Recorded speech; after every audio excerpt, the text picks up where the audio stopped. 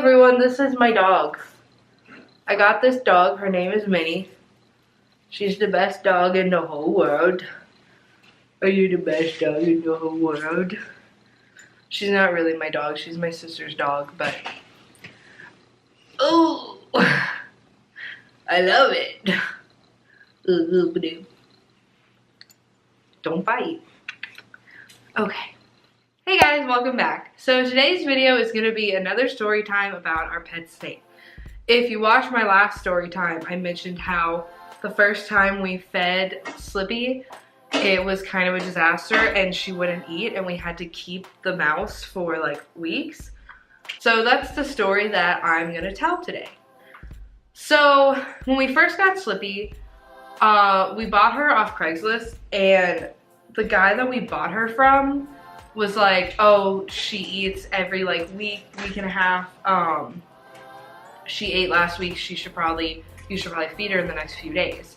So we didn't want to take any chances. We got 2 mice. He said either 1 small rat or 2 mice, and we ended up getting Elizabeth, because she's, you know, the main caretaker of Slippy. Slippy is her snake. So Elizabeth went and got 2 mice, and so we were gonna feed her that night. And the thing with Slippy is her first owners, she's had 3 owners, we're her third.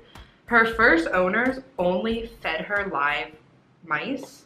So that's what she got used to. So then when the second owners, the ones we bought her from, when they got her, they tried really hard to make her switch over to like frozen mice, but she'd already gotten used to live mice, and so that was you know, there's not much you can do. She just wouldn't eat. He would literally like take little tongs and like try to animate the dead mouse. Isn't that?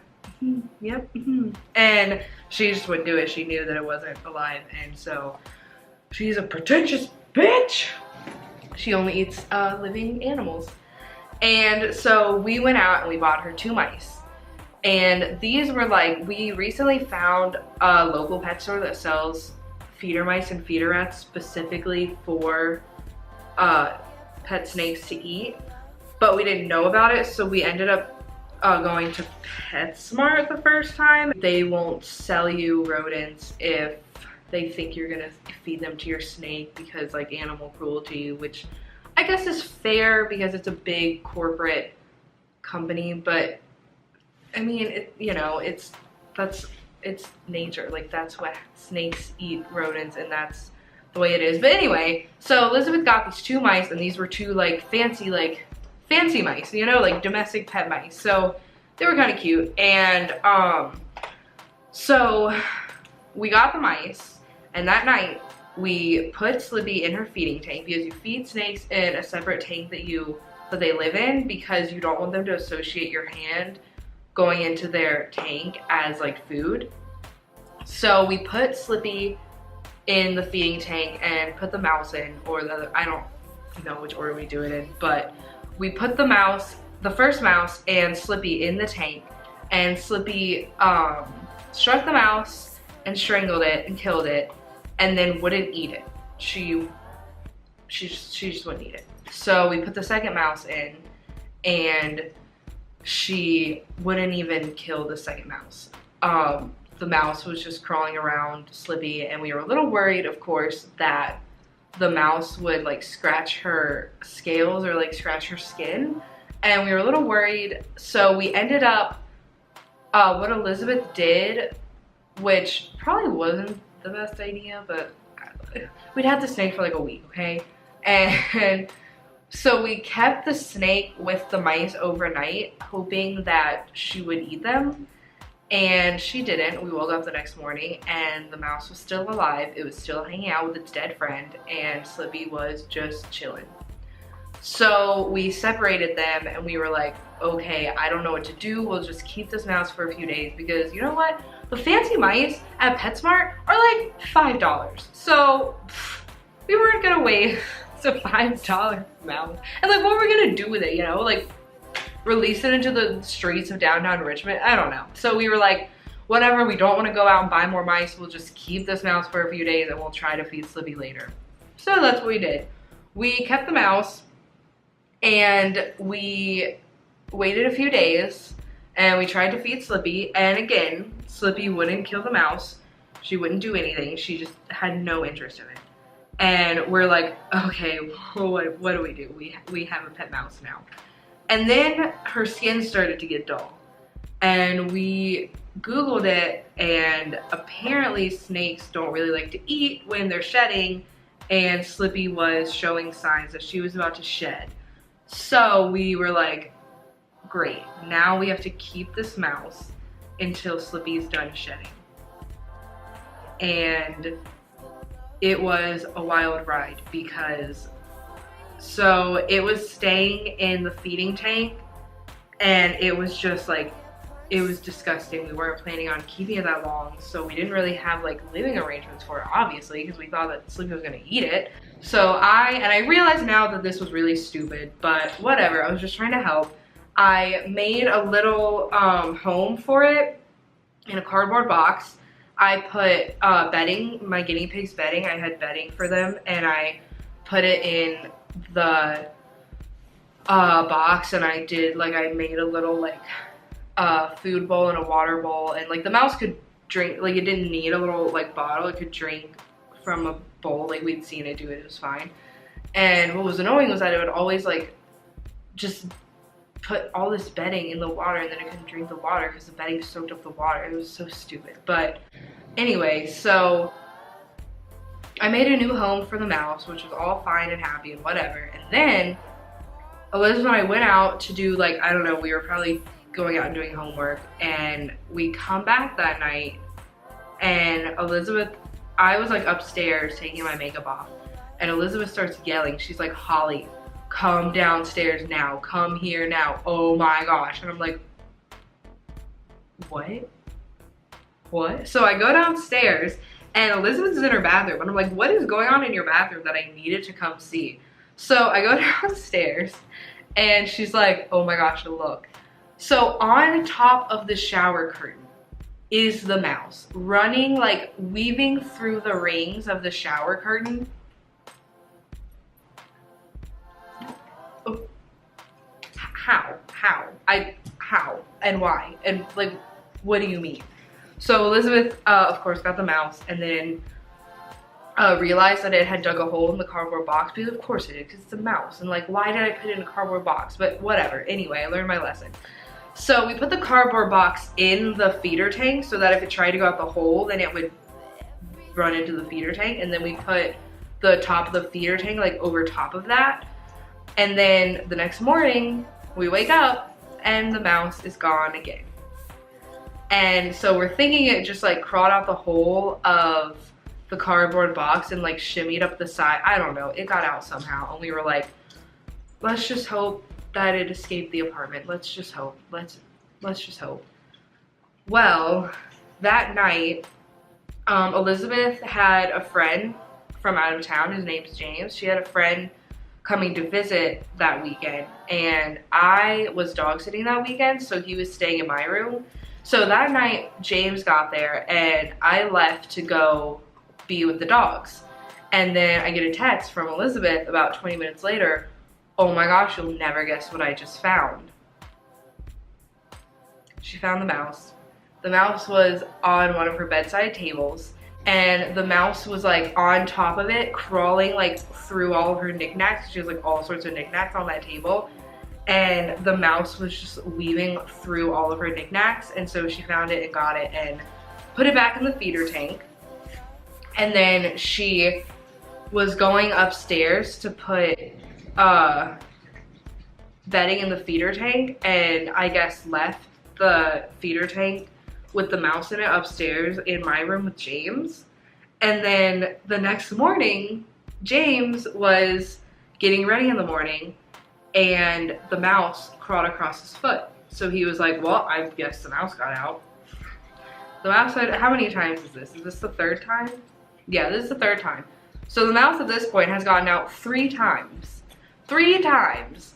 And then we realized that the feeder tank had a hole in like the corner of it where from like the last owner, Slippy came with like her tank and her feeder tank and all of her rocks and heat lamps and whatever. So I guess, I don't know what happened because we didn't do it, but there was a hole in it that they had taped up, but the mouse had like chewed through the hole and gotten out.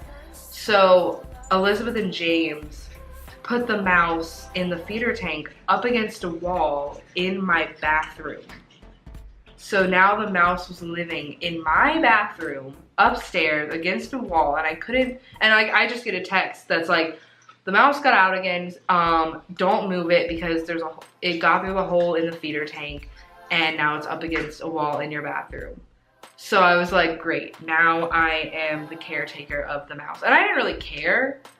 It didn't really bother me, which I know would bother most people, but whatever, it didn't really bother me. So it's not like I was like mad about it. I was just like, whatever.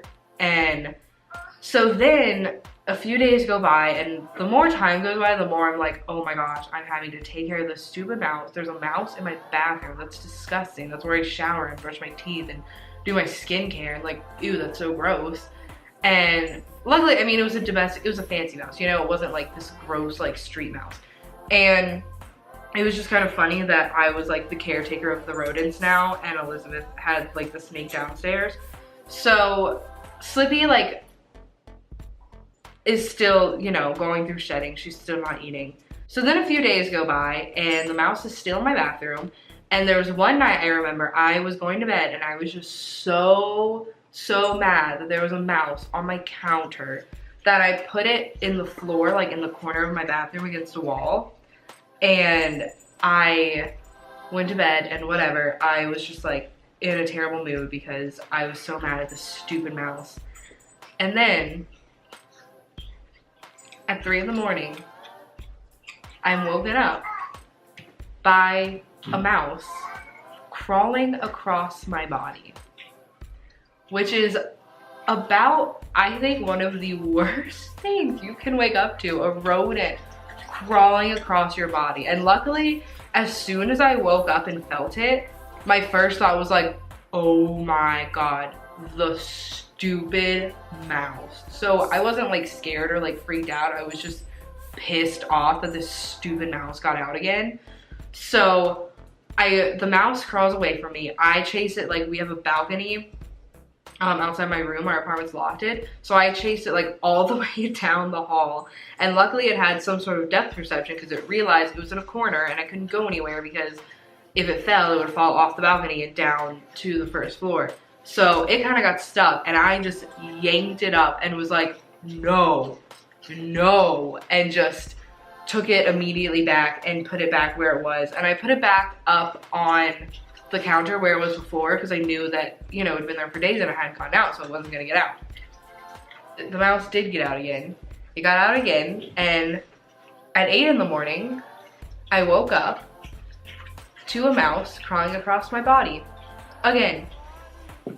A mouse on my body. And this time the mouse tried to crawl down in between my bed and the wall in a little crack, and it like its butt got a little stuck, and I just grabbed it and yanked it and was like, oh my gosh, no. So then I put it back. I put like a heavy object in front of the hole and then a heavy object on the other side, so it was like squeezed in, like it couldn't like push its way out. And I texted Elizabeth and told her what happened, and she texted me and said, I'm so sorry, the mouse is downstairs. I'm so sorry that you had to go through that. So then I was like, it's fine, it's all over now, like, oh my gosh, we're gonna feed, and she also said we're gonna feed Slippy tonight, because at this point Slippy had shed, so she'd like just shed. We think that she was ready to eat, so we were gonna try again that night anyway. Then that day I was like getting ready, everything was fine. And I go downstairs and I went into Elizabeth's room because like I needed a pin or something, or I was like, she has a full-length mirror and it's the only one in our apartment, so sometimes I go and look in her full-length mirror at my outfit. And I noticed out of the corner of my eye that the stupid mouse is on her clothes hamper crawling around. And let me tell you that she had the feeder tank. She had like a full keg that we got that she filled with water against it. She had like covered the hole with like all sorts of stuff. And I like, honestly, it's like the mouse hadn't moved anything. I still have no idea how the mouse managed to get out. But then I finally was like, why didn't we do this before? I taped back up the hole with like, at like 100 layers of packing tape, like so much packing tape, because I was like, no, you're not getting out again. And then that night we fed Slippy and Slippy ate, and it was the greatest night of my life. I've never been happier to see an animal die. Oh my gosh, that stupid mouse. How did it get out 6 times and get caught every time?